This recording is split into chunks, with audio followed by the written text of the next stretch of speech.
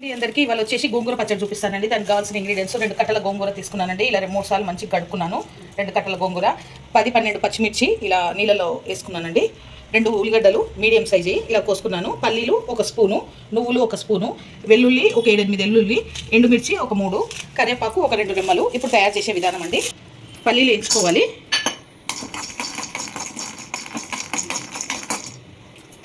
సిమ్లో పెట్టుకొని వేయించుకోవాలండి. వేగిపోయాయి తీసుకున్నాను. ఇప్పుడు నువ్వులు,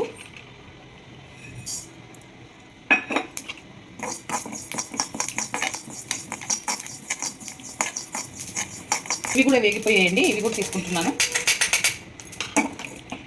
ఇప్పుడు 1 స్పూన్ జీలకర్ర వేసుకోవాలి. 1 స్పూన్ జీలకర్ర ఇది కూడా వేయించుకోవాలి.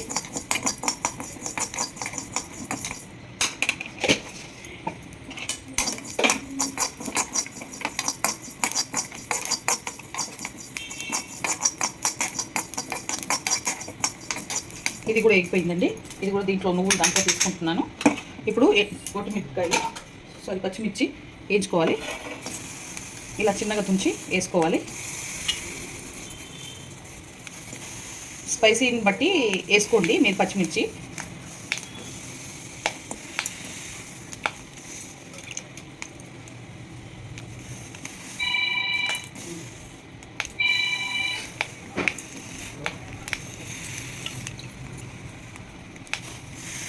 పావు నూనె పోసుకోవాలండి. నూనె పోసుకొని వేయించుకోవాలి.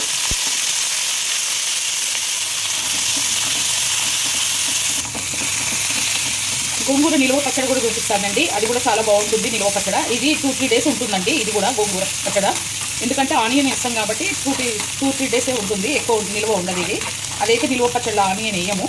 సో అది వారం 10 రోజులైనా ఉంటుంది. ఇప్పుడు ఇవి వేగిపోయాయండి. ఇవి కూడా తీసేసుకొని పచ్చిమిర్చి గోంగూర వేసేసుకున్నాము. ఇలా కొంచెం వేగితే చాలండి, ఎక్కువ అవసరం లేదు. ప్లేట్లోకి తీసేసుకుంటున్నాను.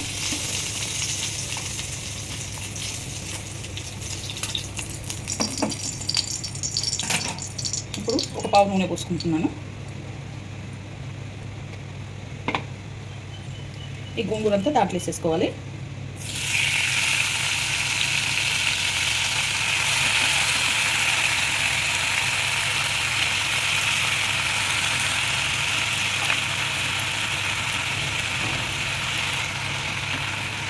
కొంచెం మంట పెట్టి ఇలా కలుపుకోవాలి. ఇది ఉడికితే కొంచెమే అవుతుందండి, అందుకనే నేను చిన్న కడాయి తీసుకున్నాను, పెద్దది అవసరం లేదని. సో ఇది ఉడకాలి.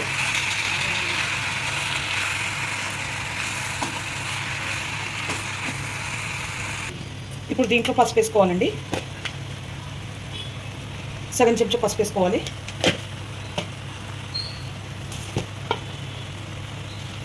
ఒక స్పూను సాల్ట్ బాగా కలుపుకోవాలి. ఇప్పుడు ఇవన్నీ మనం మిక్సీ పట్టుకోవాలండి. మెత్తగా వేసుకుంటున్నాను.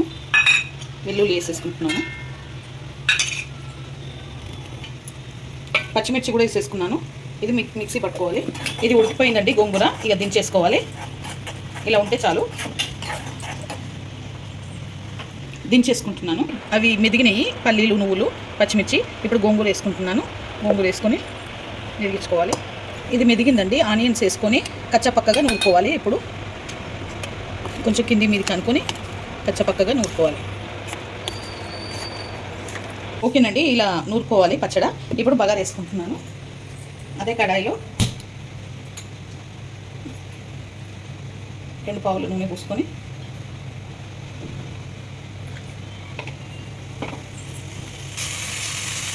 ఆవాలు సగం స్పూను, జీలకర్ర సగం స్పూను, ఎండుమిర్చి ఒక 3 ఇలా తుంచేసుకోవాలి.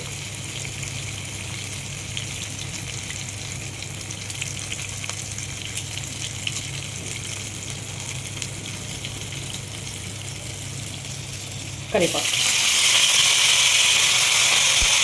స్టవ్ బంద్ చేసుకోవాలండి. వేగింది. ఇప్పుడు స్టవ్ బంద్ చేసుకొని ఈ పచ్చడి అంతా దీంట్లో వేసేసుకొని కలుపుకోవాలి.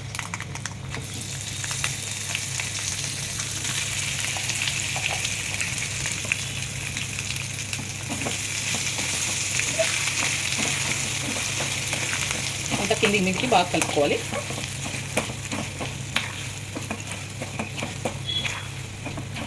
ఆనియన్ అక్కడక్కడ తగులుతుంటే చాలా బాగుంటుందండి.